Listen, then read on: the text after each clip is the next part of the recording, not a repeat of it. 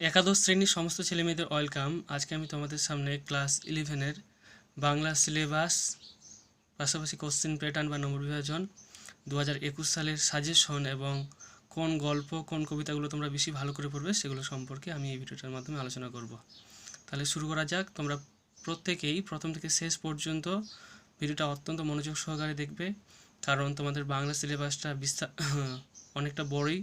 আমরা যদি জেনে শুনে সিলেবাস বুঝে কোশ্চেন প্যাটার্ন বা নম্বর বিভাজন বুঝে পড়ি, তাহলে আমাদের অল্প পড়ে আমরা বাংলায় ভালো নাম্বার উঠাতে পারবো বা ভালো স্কোর করতে পারবো। তাহলে শুরু করা যাক। তোমাদের বাংলা সিলেবাসে গল্প আছে 3টা: কর্তার ভূত, তেলেনা প্রথা আবিষ্কার, ডাকাতের মা। এই 3টা গল্প থেকে তোমাদের পরীক্ষায় 12 নম্বর আসবে।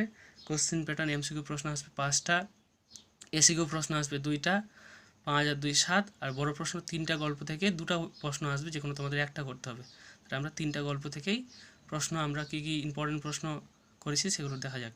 1 নম্বর প্রশ্ন: ওরে অবোধ, আমার ধরাও নেই ছাড়াও নেই, তোরা ছাড়লেই আমার ছাড়া।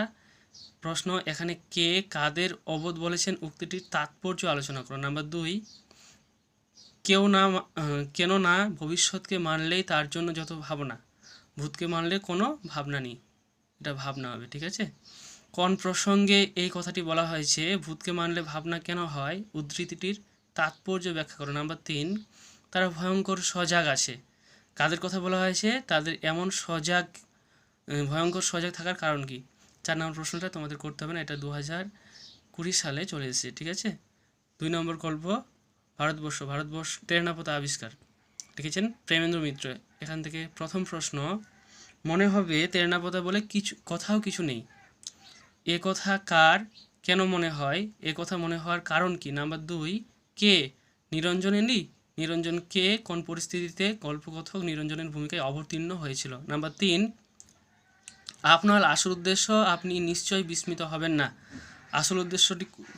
আসল উদ্দেশ্য কোনটি, উদ্দিষ্ট ব্যক্তি সেই উদ্দেশ্য সাধনে কি করলেন। নাম্বার 4: তেলেনা প্রথা আবিষ্কার গল্পটির নামকরণ কতটা সার্থক, আলোচনা করো।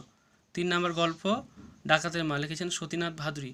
এখান থেকে প্রথম প্রশ্ন: ডাকাতের মা গল্প অবলম্বনে ডাকাতের মার চরিত্রটি সংক্ষিপ্ত পরিচয় দাও। নাম্বার 2: ডাকাতের মা গল্প অবলম্বনে সৌখীর চরিত্রের সংক্ষিপ্ত পরিচয় দাও। নাম্বার 3: ডাকাতের মা গল্পটি মা ও ছেলের চিরন্তন বন্ধনের কাহিনী, মন্তব্যটি আলোচনা করে বুঝিয়ে দাও। নাম্বার 4: ছেলের নামে কলঙ্ক এনেছে সে, কে ছেলের নামে কলঙ্ক এনেছে, কলঙ্ক শব্দটি ব্যবহারের কারণ কি। নাম্বার 5: এতক্ষণে বোঝে সৌখী ব্যাপারটা, কোন ব্যাপারটার কথা বলা হয়েছে, সে কীভাবে এই ব্যাপারটা বুঝতে পেরেছিল তা আলোচনা করো। এই প্রশ্নটা 2020 সালে চলে, সেটা করতে হবে না। অথবা প্রশ্ন আসতে পারে এটা ঘুরিয়ে: লজ্জায় সখীর মা অভিযোগ অস্বীকার করতে পর্যন্ত ভুলে গেল, সখীর মায়ের পরিচয় দাও, তার বিরুদ্ধে অভিযোগ কী ছিল, তা অভিযোগ না স্বীকার করার পেছনে কারণ কী ছিল। তাই আমরা দেখতে পাচ্ছি গল্প 3টা। তোমাদের এই 3টা গল্প থেকে তেলেনা প্রথা আবিষ্কার থেকে কোনো প্রশ্ন আসেনি 2020 সালে, অতএব তোমাদের জন্য মোস্ট ইম্পর্টেন্ট গল্প হচ্ছে তেলেনা প্রথা আবিষ্কার। এখান থেকে তোমরা এবার কমন পাবি। আর পাশাপাশি একটা গল্প আরও ভালো করে লিখে দেবো, সেটা হচ্ছে ডাকাতের মা। গল্পটা খুব সহজ, এই গল্পটা থেকে তোমরা প্রিপারেশন নিতে পারো। নেক্সট আসছি আমরা প্রবন্ধে। তোমাদের সিলেবাসে প্রবন্ধ আছে 2টা: সুয়েজ খালে হাঙর শিকার, গ্যালিলিও। এই 2টা প্রবন্ধ থেকে পরীক্ষায় আসবে 10 নম্বর। কোশ্চেন প্যাটার্ন এমসিকিউ আসবে 2টা প্রবন্ধ থেকে 3টা, এসিকিউ প্রশ্ন আসবে 2টা প্রবন্ধ থেকে 2টা, 3 আর 2 5, আর বড় প্রশ্ন 2টা প্রবন্ধ থেকে 2টা আসবে, যে কোনো একটা করতে হবে। তোমরা ভালো করে একটা প্রবন্ধ পড়লেই, একটা প্রবন্ধ থেকে বড় প্রশ্নই করলেই হবে। ঠিক আছে। তাহলে প্রথম প্রবন্ধ সুয়েজ খালে হাঙর শিকার থেকে আমরা কী প্রশ্ন করছি। 1 নম্বর প্রশ্নটা চলে এসে, সেটা করতে হবে না। 2 নম্বর প্রশ্ন: যা টোপ খুলে গেল, হাঙর পালালো, টোপ খুলে হাঙর কীভাবে পালিয়েছিল, তার রচনা অবলম্বনে লেখো। 2 নম্বর প্রশ্ন: হে ভারতের শ্রমজীবী সম্পর্কে স্বামী বিবেকানন্দের ধারণা, সুয়েজ খালে হাঙর শিকার রচনা অবলম্বনে লেখো। 2 নম্বর প্রশ্ন: গালিলিও, লিখেছেন সত্যেন্দ্রনাথ বসু। এখান থেকে প্রথম প্রশ্ন: গালিলিওর শিক্ষাজীবন ও প্রথম কর্মজীবন সম্পর্কে সংক্ষিপ্ত পরিচয় দাও। নাম্বার 2: গালিলিওর শিক্ষকতার কাল কেমনভাবে কেটেছিল তা আলোচনা করো। নাম্বার 3: দূরবীন আবিষ্কার এবং তার পরবর্তী ঘটনাক্রম গালিলিওর জীবনে যে পরিবর্তন এনেছিল তা আলোচনা করো।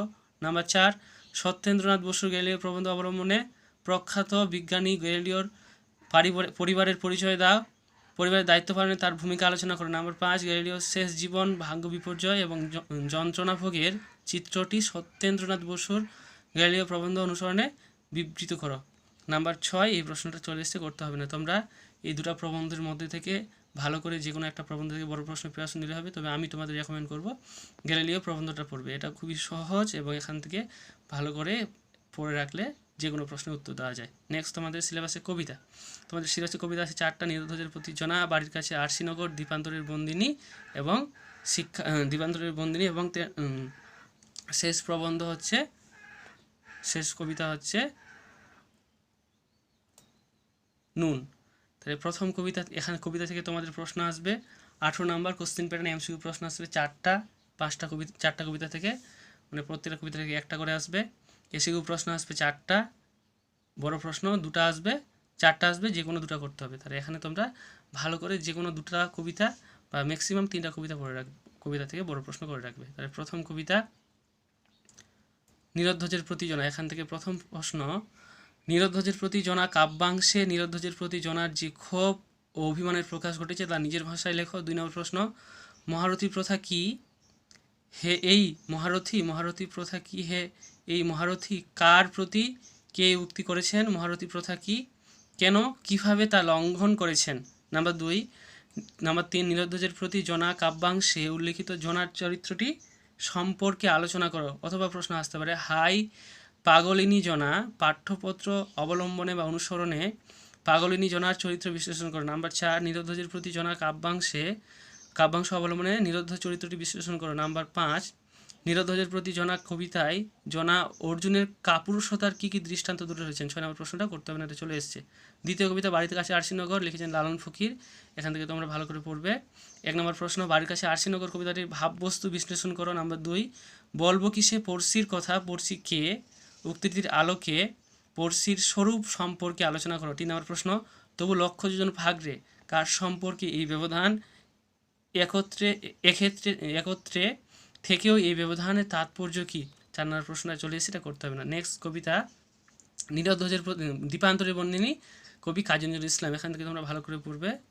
2টা প্রশ্ন, একটা প্রশ্ন প্রথমটা চলে এসেছে। 2 নম্বর প্রশ্ন, তবে তাই হোক এক্ষেত্রে কবির অভীষ্ট কী। 3 নম্বর প্রশ্ন, দ্বীপান্তরে ঘানিতে লেগেছে যুগান্তরের ঘূর্ণিপাক, যুগান্তরের ঘূর্ণিপাক শব্দটির বা কথাটির অর্থ কী। শেষ কবিতা নুন, লিখেছেন জয় গোস্বামী, এখান থেকে তোমরা ভালো করে পড়বে। 1 নম্বর প্রশ্ন, আমরা তো অল্পে খুশি, বক্তার জীবন চরিত্রের কিরূপ পরিচয় কবিতায় ফুটে উঠেছে তা আলোচনা করো। 2 নম্বর প্রশ্ন, শ্রমজীবী বঞ্চিত মানুষের জীবন যন্ত্রণা নুন কবিতায় যেভাবে প্রকাশিত হয়েছে তা সংক্ষেপে লেখো। 3 নম্বর প্রশ্ন, আমাদের শুকনো ভাতে লবণের ব্যবস্থা হোক, কে বলেছে, এই দাবি কার কাছে, কেন। 4 নম্বর প্রশ্ন, নুন কবিতার মূল বক্তব্য সংক্ষেপে আলোচনা করো। 5 নম্বর প্রশ্ন, মাঝে মাঝে চলেও না দিন, কার মাঝে মাঝে দিন চলে না, দিন না চলার কারণ কি, এর মাধ্যমে নিম্নবিত্ত মানুষের জীবনযন্ত্রার যে ছবি পাওয়া যায় সেটা লিখো। তোমাদের এই যে 4টা কবিতা, প্রথম কবিতা হচ্ছে নীরধ্বজের প্রতি জনা, বাড়ির কাছে আরশিনগর, দ্বীপান্তরের মধ্যে নুন, এই 4টা কবিতা থেকে তোমরা ভালো করে নুন কবিতাটা এবং বাড়ির কাছে আরশিনগর এই 2টা কবিতা থেকে বড় প্রশ্ন করবে। এই 2টা কবিতা থেকে বড় প্রশ্ন লিখতে খুব সহজ, আর কবিতাগুলো বিষয়বস্তুগুলো খুব চমৎকার। ঠিক আছে, নেক্সট আমাদের সিলেবাসে আন্তর্জাতিক কবিতা এবং ভারতীয় গল্প। আন্তর্জাতিক কবিতা আছে একটা, বিশাল ডানাওয়ালা এক থুতরেগুলো। ভারতীয় কবিতা আছে, ভারতীয় গল্প আছে একটা, শিক্ষার সার্কাস। এখান থেকে তোমাদের মোট 7 নম্বর আসবে কোশ্চেন প্যাটার্ন, এমসিকিউ প্রশ্ন আসবে একটা, এসিকিউ প্রশ্ন আসবে একটা, মান 5-এর প্রশ্ন 2টা থেকে 2টা আসবে, যে কোনো একটা করতে হবে। তাহলে আন্তর্জাতিক কবিতা থেকে তোমরা কী কী প্রশ্ন পড়বে। প্রথম প্রশ্ন, বিশাল ডানাওয়ালা এক থুরথুরে বুড়ো গল্পে পাদ্রি গনসাগার চরিত্রটি আলোচনা করো। 2 নম্বর প্রশ্ন, এলিসেন্দা একটা স্বস্তির নিঃশ্বাস ফেললে, এলিসেন্দা কি দেখেছিল, এলিসেন্দা কেন স্বস্তির নিঃশ্বাস ফেলেছিল, সে কেমনভাবে উড়ে যাচ্ছিল, এলিসেন্দা কেন তাকিয়ে তাকে দেখতে থাকে। 3 নম্বর প্রশ্ন, পড়ে থাকা শরীরটার দিকে তাকিয়ে তারা কেমন হতভম্ব হয়ে চুপচাপ দাঁড়িয়ে রইল, কারা চুপচাপ দাঁড়িয়ে রইল, পড়ে থাকা শরীরটার বিবরণ নিজের ভাষায় লেখো। 4 নম্বর প্রশ্নটা তোমরা পড়বে না, এটা চলে এসেছে পরীক্ষায়। নেক্সট, ভারতীয় গল্প শিক্ষা সার্ফার, আয়াপ্পা পানিক্কর, এটাকে বাংলা অনুবাদ করেছেন উৎপল কুমার বসু। এখান থেকে প্রথম প্রশ্ন, শিক্ষা সার্কাস কবিতাটির মূল বক্তব্য সংক্ষেপে আলোচনা করা। এই প্রশ্নটা ঘুরে আসতে পারে। আমাদের দেশের প্রচলিত শিক্ষা ব্যবস্থা সম্পর্কে শিক্ষা সার্কাস কবিতায় কবির অনাস্থার কারণ কি তা আলোচনা করো। এই প্রশ্নটা খুবই ইম্পর্টেন্ট প্রশ্ন, এটা তোমরা ভালো করে পড়ো। 2 নম্বর প্রশ্ন, তবু পরের শ্রেণীতে যাব, পঙ্ক্তিটির মধ্যে কবির যে ভাবনার প্রতিফলন লক্ষ্য করা যায় তা বুঝিয়ে দাও। 3 নম্বর প্রশ্নটা পড়তে হবে না, তোমরা এখান থেকে ভারতীয় গল্প এবং আন্তর্জাতিক কবিতা একটা পড়তে পারো, কিন্তু আমি রেকমেন্ড করবো তোমরা ভারতীয় গল্পটা পড়বে, কারণ এর বিষয়বস্তু বর্তমান শিক্ষা ব্যবস্থা সম্পর্কে দেওয়া আছে এবং চমৎকার একটা ভারতীয় গল্প। নেক্সট আমাদের চলে আসে পূর্ণাঙ্গ সহায়ক গ্রন্থ, কবিগুরু রবীন্দ্র ঠাকুরের লেখা। এটা এখান থেকে পরীক্ষায় মোট 10 নম্বর আসবে। এখান থেকে এমসিকিউ প্রশ্ন, এসিকিউ প্রশ্ন আসবে না। মান 8-এর প্রশ্ন 4টা আসবে, তোমাদের যে কোনো দুটো করতে হবে।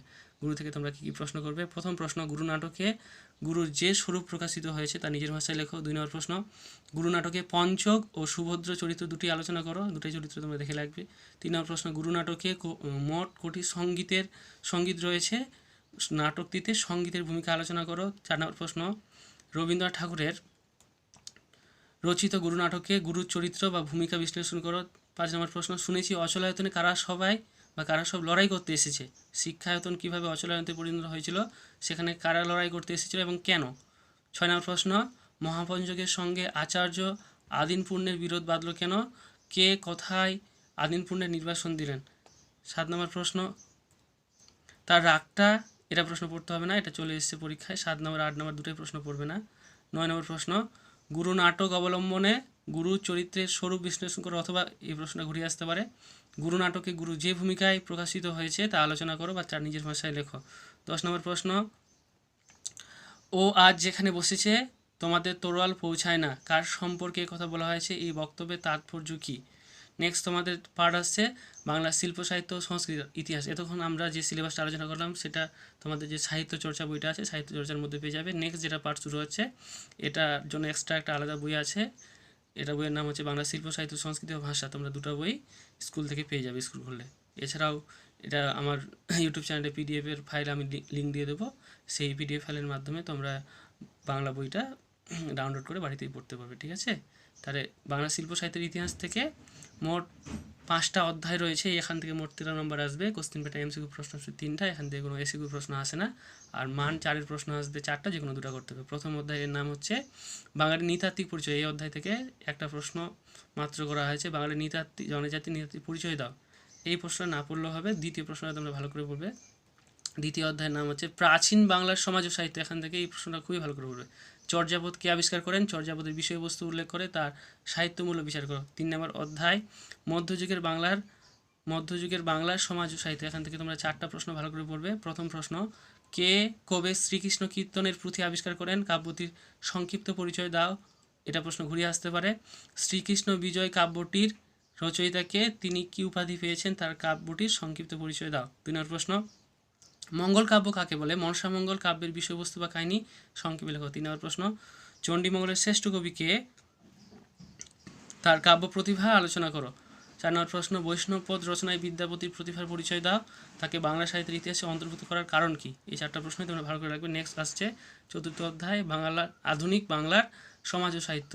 এই অধ্যায়টা বেশ বড়, এখান থেকে বেশ কয়েকটা প্রশ্ন আছে। আমি পরবর্তীতে এখান থেকে কোন প্রশ্নগুলো বেশি ইম্পর্টেন্ট সেটা নিয়ে আলোচনা করব। 1 নম্বর প্রশ্ন, বাংলা গদ্যের বিকাশের ক্ষেত্রে ফোর্ট উইলিয়াম কলেজের লেখক গোষ্ঠীর অবদান সম্পর্কে আলোচনা। এটা খুব ইম্পর্টেন্ট প্রশ্ন। 2 নম্বর প্রশ্ন তোমরা পড়বে না, চলে এসছে।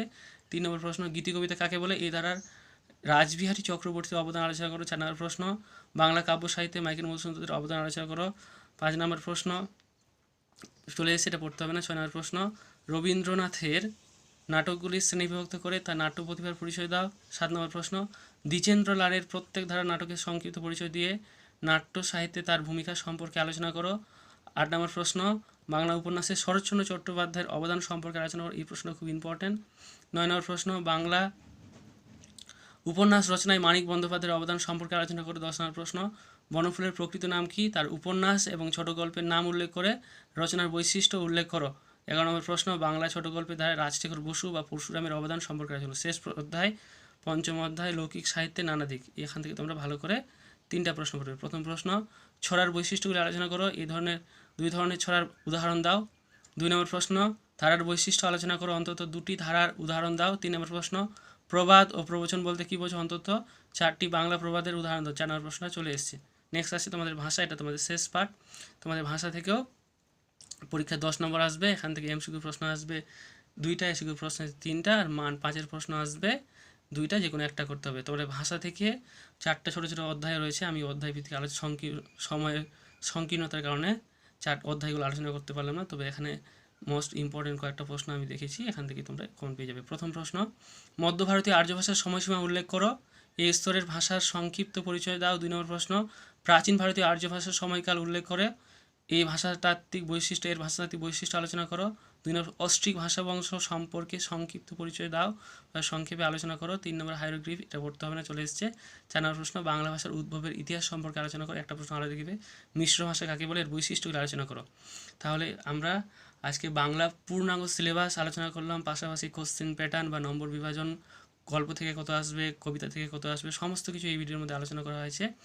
তোমরা প্রয়োজনে স্ক্রিনশট করে নিয়ে প্রশ্নগুলো লিখে নিবে, আর এই প্রশ্নগুলো ভালো করে প্রস্তুতি নিলে তোমরা উচ্চ মাধ্যমিকে ক্লাস 11-এ ভালো স্কোর করতে পারবে, এটা আমি আশা করছি। তোমাদের কাছে ভিডিওটা যদি হেল্পফুল বলে মনে হয় তাহলে অবশ্যই লাইক করবে, শেয়ার করবে। যদি কোনো প্রশ্ন থাকে সিলেবাস সম্পর্কে, বাংলা যে কোনো জিনিস সম্পর্কে, তাহলে অবশ্যই কমেন্ট করে জানাবে।